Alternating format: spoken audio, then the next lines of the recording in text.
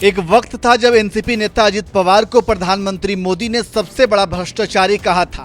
असम के सीएम हिमंता बिस्वा शर्मा भी इनके लिए सबसे बड़े भ्रष्टाचारी थे, लेकिन बीजेपी ज्वाइन करने के बाद इनके दामन पर लगे भ्रष्टाचार के दाग साफ हो गए।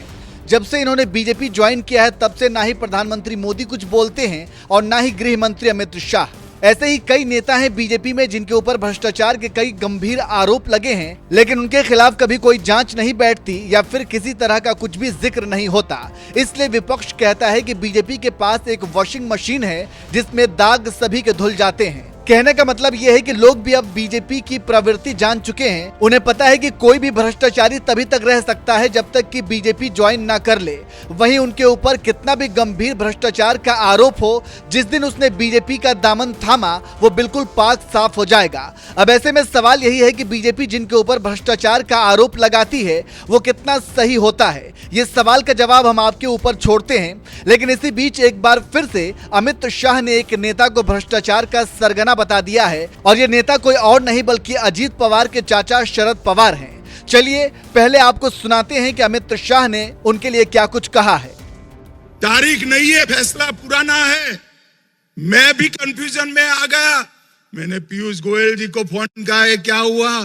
पीयूष गोयल जी ने कहा साहब ये तो हमारा निर्णय नहीं है, शरद पवार का निर्णय है। वो कह रहे हैं दूध का पाउडर इंपोर्ट होगा। कंफ्यूजन में मत आइए।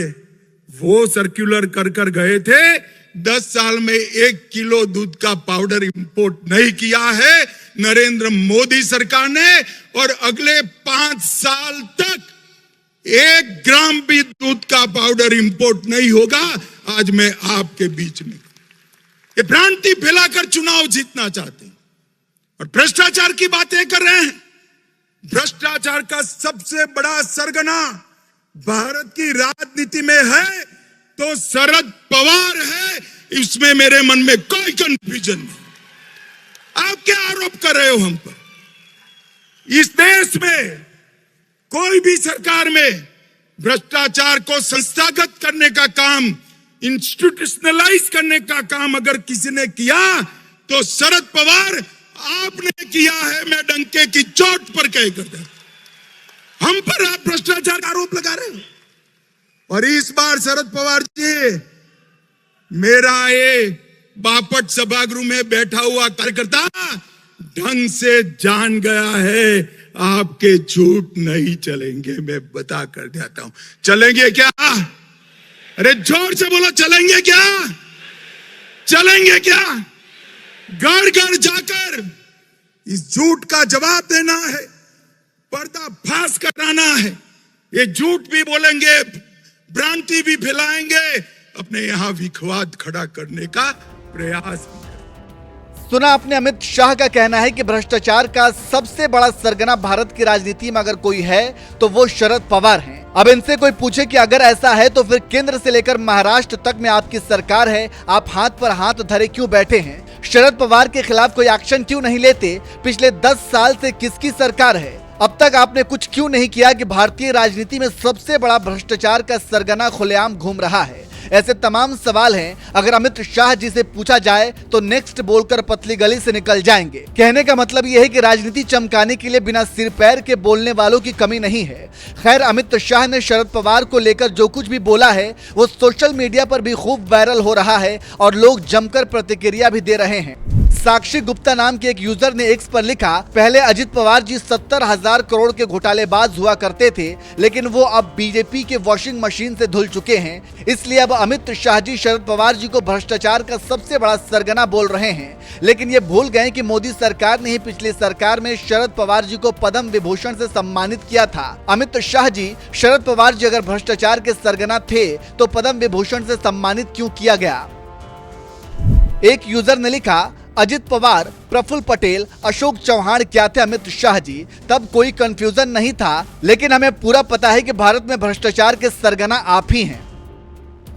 राजकुमार यादव नाम के यूजर ने लिखा, इनको 1 मिनट भी देश के गृह मंत्री पद पर नहीं रहना चाहिए। पिछले 5 साल से ये गृह मंत्री हैं और इनको पता भी है कि शरद पवार भ्रष्ट हैं, फिर भी कुछ नहीं कर पाए। तुरंत अपने पद को छोड़ देना चाहिए या शरद पवार पर लगाए गए आरोप को सिद्ध करके बताएं।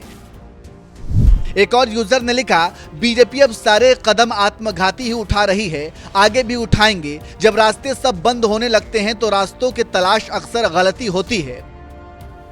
एक और दूसरे यूजर ने लिखा, ऐसे डंके की चोट पर झूठ सिर्फ भाजपाई ही बोल सकते हैं। हरविंदर नाम के एक यूजर ने लिखा, भ्रष्टाचारी है तो अब तक कार्रवाई क्यों नहीं हुई। तो इस तरह से लोग अमित शाह के बयान के बाद अपनी अपनी प्रतिक्रिया दे रहे हैं। चलिए आखिर में हम आपको अमित शाह के वीडियो के साथ छोड़ जाते हैं। आप एक बार फिर से सुनिए उन्होंने क्या कुछ कहा है और कमेंट करके अपनी राय दीजिए। तारीख नहीं है, फैसला पुराना है। मैं भी कंफ्यूजन में आ गया। मैंने पीयूष गोयल जी को फोन किया है, क्या हुआ? पीयूष गोयल जी ने कहा, साहब ये तो हमारा निर्णय नहीं है, शरद पवार का निर्णय है। वो कह रहे हैं दूध का पाउडर इंपोर्ट होगा। कंफ्यूजन में मत आइए। वो सर्कुलर कर गए थे, 10 साल में 1 किलो दूध का पाउडर इंपोर्ट नहीं किया है नरेंद्र मोदी सरकार ने, और अगले 5 साल तक 1 ग्राम भी दूध का पाउडर इंपोर्ट नहीं होगा। आज मैं आपके बीच में ये भ्रांति फैलाकर चुनाव जीतना चाहते हैं और भ्रष्टाचार की बातें कर रहे हैं। भ्रष्टाचार का सबसे बड़ा सरगना भारत की राजनीति में है तो शरद पवार है, इसमें मेरे मन में कोई कंफ्यूजन नहीं। आप क्या आरोप कर रहे हो हम पर? इस देश में कोई भी सरकार में भ्रष्टाचार को संस्थागत करने का काम, इंस्टीट्यूशनलाइज करने का काम अगर किसी ने किया तो शरद पवार आपने किया है। मैं डंके की चोट पर कह कर हम पर आप भ्रष्टाचार का आरोप लगा रहे हो। और इस बार शरद पवार जी, मेरा ये बापट सभागृह में बैठा हुआ कार्यकर्ता ढंग से जान गया है, आपके झूठ नहीं चलेंगे। मैं बता कर देता हूं, चलेंगे क्या? अरे जोर से बोलो, चलेंगे क्या? चलेंगे क्या? घर घर जाकर इस झूठ का जवाब देना है, पर्दाफाश कराना है। ये झूठ भी बोलेंगे, भ्रांति भी फैलाएंगे, अपने यहां विखवाद खड़ा करने का प्रयास भी करेंगे।